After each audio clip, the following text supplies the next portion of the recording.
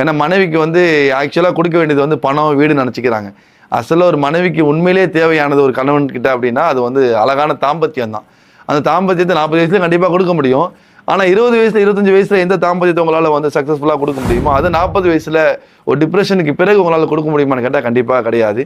அதே போல் சில பேர் குழந்தை பிறந்துருச்சு, நான் வந்து ஒரு ஆண் சிங்கம், எனக்கு 2 குழந்தை 3 குழந்தை இருக்குது, அதனால எனக்கு வந்து எந்த இயற்கை உணவுகளும் தேவையில்லை, இனிமேல் சக்திகள் தேவையில்லை, நான் வந்து நல்ல ஒரு ஆண் மகன் நிரூபிச்சிட்டேன் அப்படி சொல்லி சில பேர் இருக்கிறாங்க. இந்த மாதிரி பலதரப்பட்ட மக்கள் நம்மள்ட்ட வந்து தொடர்ச்சியாக தொடர்பு கொள்கிறாங்க.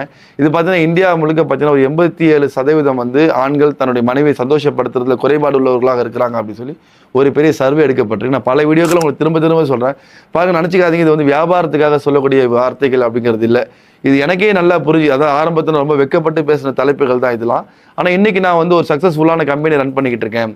உலகத்தில் ரொம்ப மோஸ்ட் வாண்டட், அதாவது எந்த பொருள் மக்களுக்கு ரொம்ப அதிகமாக தேவையோ அந்த பொருள்களில் நம்ம வந்து சரியான முறையில் ஒரு வியாபாரம் ஆரம்பிச்சிருக்கோம்னு சொல்லி நான் பெருமைப்படுறேன். ஏன்னா இன்றைக்கி என்னை சந்திக்கக்கூடிய மக்கள் இன்றைக்கி பல பேர் பார்த்தீங்கன்னா பல இடங்கள் என்னை சந்திக்கிறாங்க. சந்திக்கிற மக்கள் வந்து என்னை ரொம்ப கண்ணியமாக ரொம்ப உயர்வாக அவங்க பேசும்போதே தெரியுது, பாய் நான் 13 வருஷமாக 18 வருஷமாக குழந்தை இல்லாமல் இருந்தேன், உங்கள் ப்ராடக்ட் சாப்பிட்டு தான் நம்ம வந்து இன்றைக்கி நம்ம குழந்தை பெற்று பிறந்திருக்கு.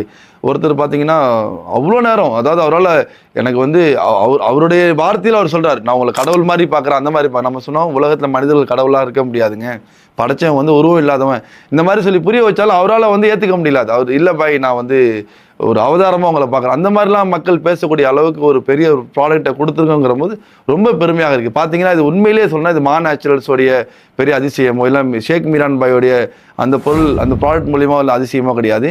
இறைவன் உலகத்தில் ஏற்கனவே படைச்ச பொருள்கள், அதாவது உலகத்தில் அந்த காலத்திலிருந்தே மன்னர்களும் அதிபர்களும் பெரிய பெரிய மந்திரிகளும் அதனுடைய ஆரோக்கியத்துக்காக சித்தர்களும் உலகத்தை சாப்பிட்ட ஒரு பொருள்களை தான் இன்றைக்கி நம்ம தேர்ந்தெடுத்து சரியான பதத்தில் சரியான பக்குவத்தில் சரியான அளவில் இன்றைக்கி ஒரு ப்ராடக்டாக அவங்கள்ட்ட கொண்டு சேர்த்துருக்குறோம்.